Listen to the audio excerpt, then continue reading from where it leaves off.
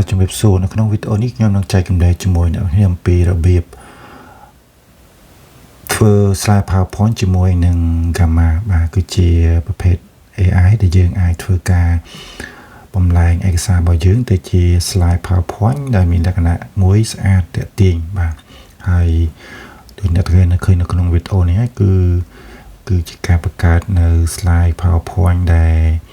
យើងមានគំរូអត្ថបទរបស់យើងហើយវាធ្វើការបំលែងបានលឿនរហ័សហើយរៀបចំបានស្អាតមើលទៅវាមានភាពទាក់ទាញទាំង graphic ហើយនិងអក្សរបាទវាមើលទៅគួរចាប់អារម្មណ៍មែនទែនបាទ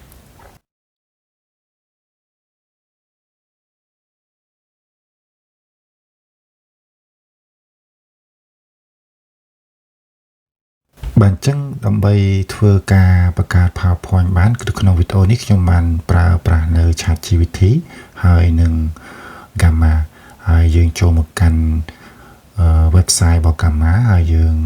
អាចធ្វើការ sign up បាទ sign up ជាមួយនឹង website នេះបាទដើម្បីឲ្យយើងអាចប្រើប្រាស់ tool ផ្សេងៗរបស់ Gamma បាទអញ្ចឹងវាមានលក្ខណៈជា website ជា social media អីផ្សេងបាទហើយយើងអាចធ្វើការ generate ទៅលើបង្កើតជា PowerPoint តាមដែលយើងអាចធ្វើបានបាទហើយនេះគឺជា account ដែលខ្ញុំបានបង្កើតរួចហើយយើងអាចធ្វើការ sign up ខ្លួនឯងទៅបាទហើយខ្ញុំចូលមកកាន់ ChatGPT ដើម្បីធ្វើជាឧទាហរណ៍ដើម្បីបង្កើតជា PowerPoint បាទអញ្ចឹងខ្ញុំដាក់ថា create a slide presentation about how to use ChatGPT បាទអញ្ចឹងវានឹងចាប់ផ្ដើម generate អត្ថបទឲ្យយើងដោយប្រើរយៈពេលមួយខ្លីបា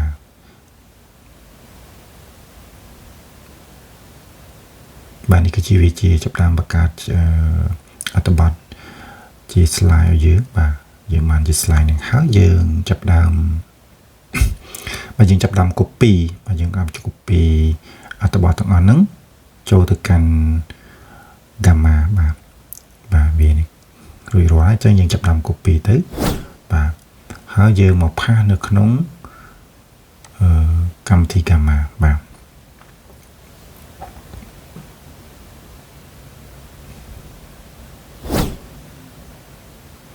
អញ្ចឹងយើងបង្កើត create new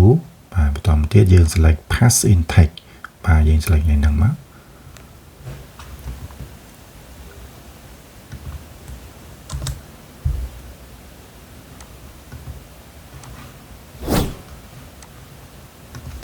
បាទយើង select pass in text ហើយយើងចាប់តាម pass អ្វីដែលយើង copy ពី ChatGPT អញ្ចឹងយើងចុចកន្លែងpresentation default យើងយកតាម default ដែរយើងអាចយក traditional ក៏បានជាប្រភេទ tall ក៏បានអានេះលក្ខណៈ mode slide របស់យើងហើយយើងបន្តចុច continue បាទ continue វានឹងចាប់ដើមធ្វើការរៀបចំឲ្យយើងបាទបន្តមកទៀតយើងមើលទៅលើអត្ថបទ slide ផ្សេងហ្នឹងយើងចង់កែតម្រូវឲ្យអត់ទេបាទយើងចង់កែយើងក៏ចុចកែទៅហើយបើសិនជាយើងមានអ្វីកែទេយើងអាចចុចcontinue បន្តទៀតបានlà add card មិនដាក់ slide បន្តហើយយើងងាកមើលកន្លែង setting មកវាវិញគឺវាមានច្រើនយើងអាចថាយើងចាប់ដើមបង្កើតកន្លែង tone ឬក៏ភាសាយើងអាច select ភាសាណាដែលយើងចង់ឲ្យវាបកប្រែបាទមានភាសាច្រើនមែនទែនបាទបន្តទៀតយើងមកមើលកន្លែង image បាទចឹងយើងដាក់ all image នឹងឲ្យវាចេញពីណាមកជា automatic ឬក៏ជា AI make អីចឹងណាហើយមួយ slide យើងចង់ឲ្យវាដាក់ប្រមាណរូបភាពចឹងយើងអាច select ទៅតាមហ្នឹងទៅបាទចឹងយើង make sense very fast បាទអូខេបន្តមកទៀតយើងចុចមើលកន្លែង format ផ្សេងបាទចុច continue បាទ continueវានឹងចាប់ផ្ដើមចេញជា template ឲ្យយើងជ្រើសរើសបាទអញ្ចឹងយើងឆ្លាញ់ template មួយណាយើងចាប់ផ្ដើមជ្រើសរើសវាបាទយើងជ្រើសរើស template ហ្នឹងទៅបាទអញ្ចឹងនៅក្នុងកន្លែងនេះខ្ញុំព្យាយាមរក template ដែលស្អាតៗសម្រាប់ធ្វើ PowerPoint របស់ខ្ញុំបាទហើយ គឺបាទយើងយកកន្លែងណាចេះបាទសូមចាំមើលបាទ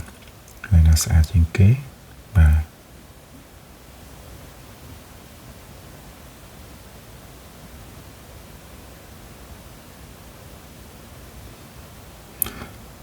បាទយក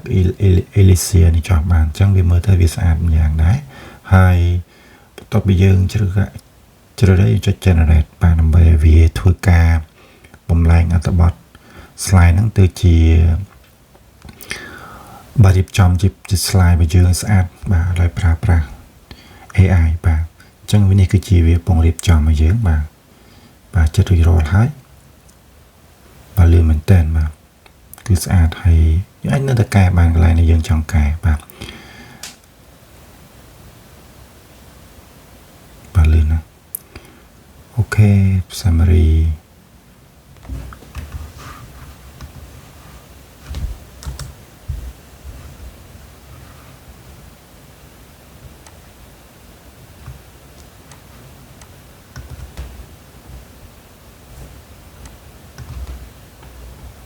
question and thank you បាទនេះគឺជាអ្វីដែលវាធ្វើការបំលែងរួចហើយយើងអាចធ្វើការ edit ផ្សេងច្រើនមែនទែនដែលយើងអាចធ្វើបានហើយយើងអាចកែទៅលើរូបភាពបាទយើងអត្ថបទផ្សេងយើងនៅតែកែបានណាអញ្ចឹងយើងចាប់ដើមចុចលើ presentation នេះគឺជាអ្វីដែលយើងអាចធ្វើការបង្ហាញនៅលើអេក្រង់របស់យើងបាទយើងអាចចុចមើល preview វាទៅតែវាដូចអ្វីដែលយើងចង់បានអត់បាទអូខេយើងចុច exit បានដើម្បីបញ្ចប់ការធ្វើការ presentation របស់យើងហើយបាទយើងក៏អាចធ្វើការ download ឯកសាររបស់យើងហ្នឹងទុកសម្រាប់ជាឯកសារសម្រាប់ធ្វើការចែករំលែកបានដែរបាទនេះជាអ្វីដែលវាធ្វើការបំលែងឲ្យយើងបាទជាចុងក្រោយយើងអាចធ្វើការ download បាទ export ទៅជា PowerPoint ក៏បាន PDF ក៏បានបាទហើយយើងអាច export ទៅ Google Slide ក៏បានដែរអញ្ចឹងសម្រាប់ធ្វើការចែករំលែកឯកសាររបស់យើងក៏ដូចជាយក file ហ្នឹងទៅធ្វើការ presentation បាទក្នុងសម្រាប់ការងាររបស់យើងបាទយើងអាចចុចសាកបងនៅក្នុង slide របស់យើងមកគឺវាយ៉ាងម៉េចដែរប្រៀបធៀបជាមួយនៅក្នុងលើ website ឬដូចជាក្នុង computer របស់យើងបាទ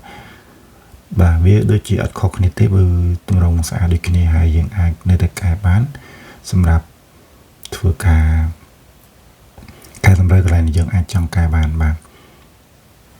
ទសូមអរគុណសម្រាប់